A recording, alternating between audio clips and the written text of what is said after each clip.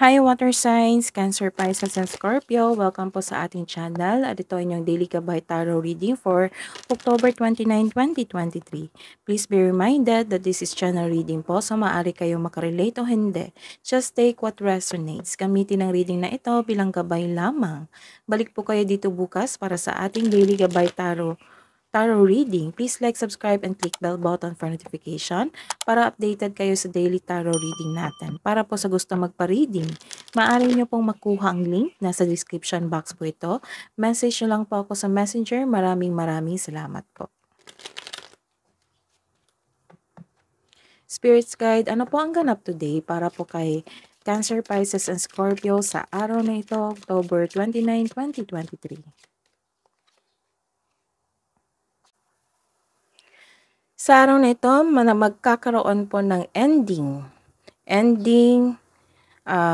Papasok na po kayo sa new cycle sa inyong buhay, nagkaroon ng new beginning dito, nagkaroon ng self-growth, nagkaroon po ng changes sa araw na ito. May moment na magkakaroon ng malaking changes sa inyong buhay. Nagkaroon ng liberation or transition.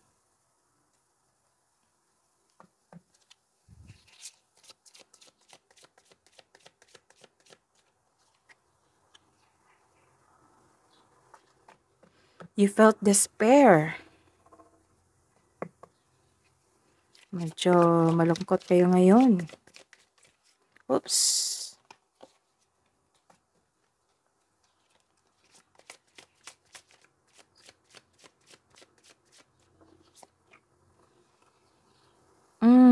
May nakita talaga ako dito. Iwasan ng pagkakaroon ng stress or overthinking. Baka patungo na po ito sa anxiety. Siguro hindi nyo pa po tanggap ang mga tapos na nangyari. Hindi mo pa siya buong tinanggap. Opo. Kailangan yung tanggapin yung natapos na walang tao, nawala na yung tao or nawala na yung isang bagay, may nawala sa inyong bagay, ganun. So, take time to yourself. Isipin nyo naman po yung sarili nyo. Oo, kasi maapektuhan nyo yung health nyo dito eh. Sa sobrang stress, magkakasakit po kayo. So, kung hindi pa ito nang nangyari, kailangan nyong maagapan ito. Stop overthinking. Kailangan nyo ng tamang tulog. Do some exercise. Meditate. Connect to your intuition. Connect to your energy. Take your vitamins or consult your doctor habang maaga pa. Kasi parang hindi nyo tanggap talaga. Hindi nyo tanggap ang mga nangyari, natapos na. Iwan na po yung kahapon. Face the present, face the future. Oo. Kung sa present, disappointed kayo, stress kayo, so paano na lang yung future nyo? So kailangan nyo mag-workout. Work it out. Take an action. Kung hindi kayo makapag-isip ng maaga, kung hindi kayo makapag-isip ng tama, so matulog namang maayos. Matulog ng maayos. Kung hindi nyo kaya, kausapin nyo yung kasamahan nyo sa bahay or inyong partner or inyong close friend para may makinig sa inyo. Kung ayaw nyo makinig ng advice, so para lang may makinig sa inyo, yung handang makinig sa inyo, yung totoong tao sa inyo. So, Cancer, Pisces, Scorpio, don't let this happen to you. Kailangan yung tanggapin. Kasi nahihirapan kayong tanggapin yung mga nangyayari, yung tapos na. Kailangan yung tanggapin yung bagong simula sa inyong buhay, bagong yugto sa inyong buhay. Para sa future nyo. Kasi may nakita ako dito talaga na bad health eh. Bad practice sa health. Siguro hindi kayo kumakain dahil sa stress. Huwag nyo namang hayaan na mapunta kayo sa anxiety. Kasi after anxiety, depression na yan. So, take an action. Love yourself. Kung kailangan mo nang magbakasyon ka. Kung kailangan mo nang kausapin mo yung totoong tao sa inyo. Let go of these bad emotions. Let go of this negative emotion. Para kung gusto niyo magkaroon ng blessing sa buhay, kailangan mong i-let go ito. I-let go itong mga bad practice na ito, bad situation na ito, na hinahirapan kayo magtanggap ng isang sitwasyon, sa isang bagay, sa isang problema.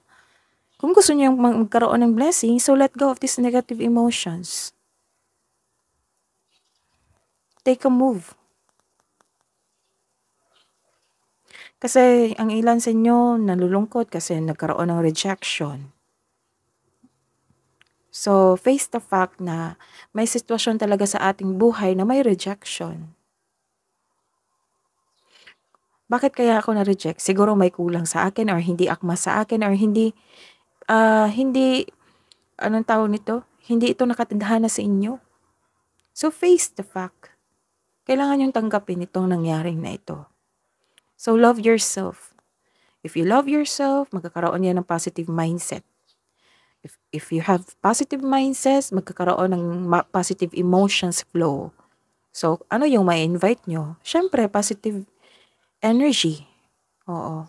Lalapit yung blessing sa inyong buhay. So, don't give up now.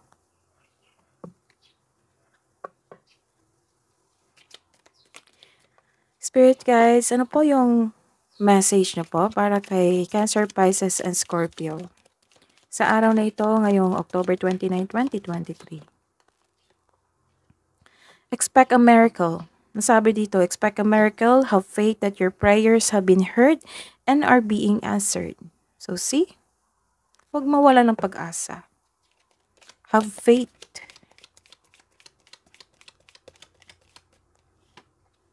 And quiet time. So some of you, tahimik lang ngayon, nag-iisip. Take some quiet time alone to rest. See? Rest, meditate, and contemplate. Yun yung sabi ko sa inyo eh. Kung gusto nyo magtanggap ng isang blessing, so let go of these negative emotions para magkaroon ng positive mindset, positive emotions flow. And dumating yung miracle, yung blessings.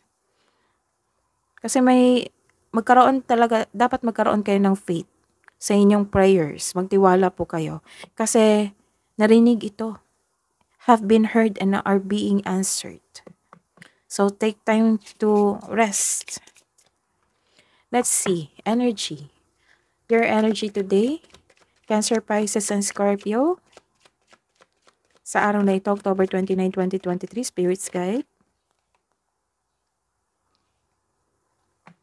Clarification po of this reverse card. Love, career and money advice po. Career and money advice po. Message nyo po. Spirit's Guide. Clarification po of this reverse card. Love advice po. Love advice. Love advice po sa romance. Self-love, partnership, and romance para po kay Cancer, Pisces, and Scorpio. Spirit's Guide. Clarification of Six of Pentacles.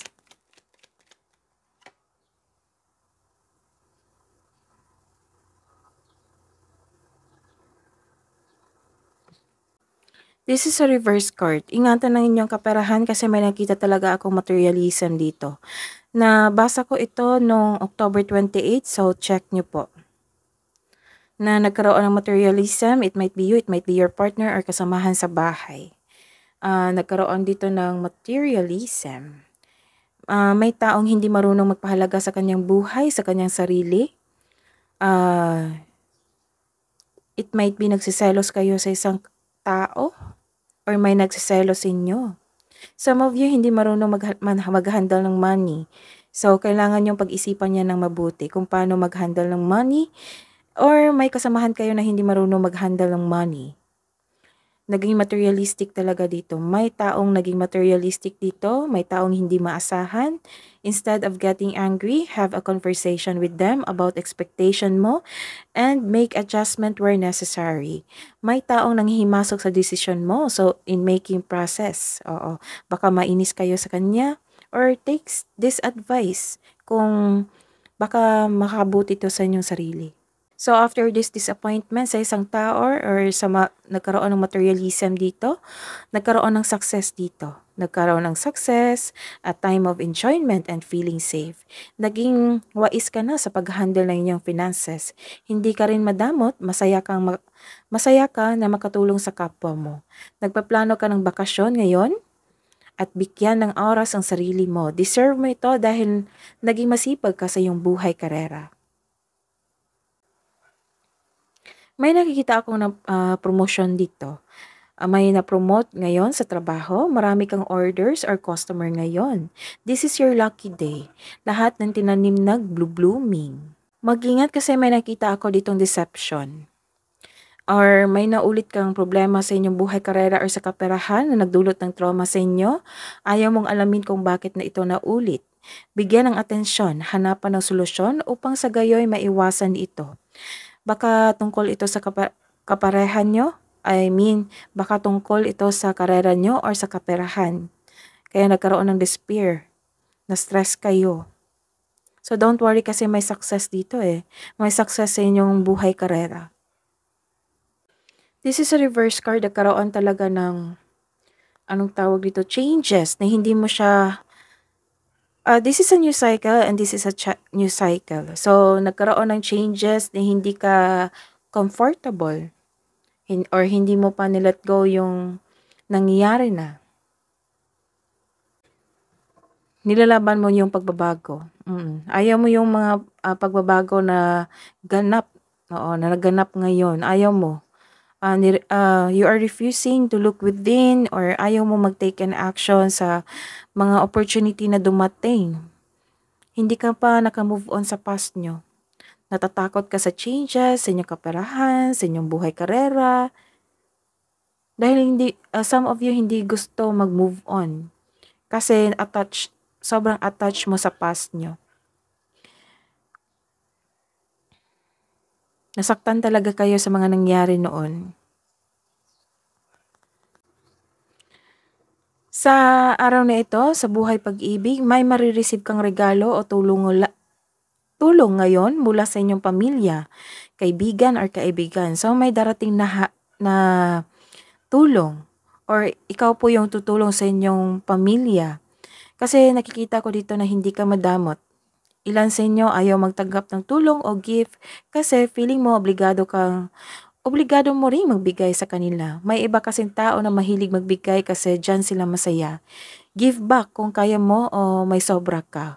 Kung magiging komportable ka sa pagtanggap ng tulong, so please be reminded, kung magiging komportable ka sa pagtanggap ng tulong, mas maraming kasaganaan ang dadaloy sa iyong buhay. So believe me. Oo. Kailangan mo talagang tanggapin ito kung may darating na opportunity sa inyong buhay na may changes or may darating na tulong. So, kailangan mong tanggapin kasi this is a blessing. Kung magiging komportable ka sa pagtanggap ng blessing na ito or tulong, mas maraming kasaganahan ang dadaloy sa inyong buhay. This is a reverse card. Nagkaroon ng lacking of solid plan dito. Makareceive ka ng, some of you, makareceive ng hindi magandang balita na hindi mo gusto na, maka-encounter ka ng immature na tao, ayaw binabalaan, ayaw mag-take ng advice, nagkaroon ng frustration dito kasi walang progress sa inyong proyekto, sa inyong relasyon, o goal mo sa buhay. If you want to receive the results, build concrete plan, without rushing. Kasi may nakita ko ditong nilarush mo yung proyekto mo or yung tao or isang bagay, ganun. So don't be. If you want to see the results, build concrete plan without rushing. Hidden truth. Anong iniisip mo? Anong iniisip niya? Sa mga single po, I hide behind material things. I couldn't let you get close to me. Sa mga may relasyon, it was my fault but I blame you. I will wait for a sign from you. Love advice po para sa mga single. Connect with yourself. Connect to your crystals. Kung mahilig kayo sa crystals, connect to yourself. Connect to your intuition. Meditate ay kailangan. Alone time. So, some of you nagpaplano ng mag-vacation leave. Or gusto nyo mapag-isa. Love advice po sa mga may relasyon. Deeply. Look deeply within to discover your soul purpose in your relationship. And union. The union of divine soul counterparts is a miraculous event that begins when you least expect it. Kabo ang advice niyo mo para sa araw na ito, Cancer, Pisces, and Scorpio, Spirit's Guide. Don't let pride get in your way. Yan. Ito yung gusto kong sabihin sa inyo kanina. Don't let pride get in your way. So, manahirapan kayong mag-move on kasi ma-pride po kayo. Some of you, ma-pride po. Emotions are running high. Oh, see? So, kailangan mong i-let go yung emotions mo, negative emotion, para pumasok yung magpahinga muna. Magpahinga, tapos magkaroon ng positive mindset para magkaroon ng positive emotions. Magkaroon ng flow ng positive emotions. At darating yung mga blessings. Darating yung expect a miracle. Spirits, guys, angels, guardian angels, archangels, message nyo po para kay Cancer, Pisces, and Scorpio. Message from Lady Gaia. Your challenges are lessons. Your challenges are lessons. You are loved and welcome to Earth. And message from Archangel Samael. Choose harmonious responses, act with wisdom and grace. That is your reading today. Cancer, Pisces, and Scorpio. Balik po kayo dito bukas. By the way, my birthday reading po ang Scorpio. Birthday reading from October 23 to November 21, 2023. So, scroll down nyo lang po sa channel natin. So, please like, subscribe, and click bell button for notification para updated po kayo sa daily tarot reading natin. Maraming salamat po.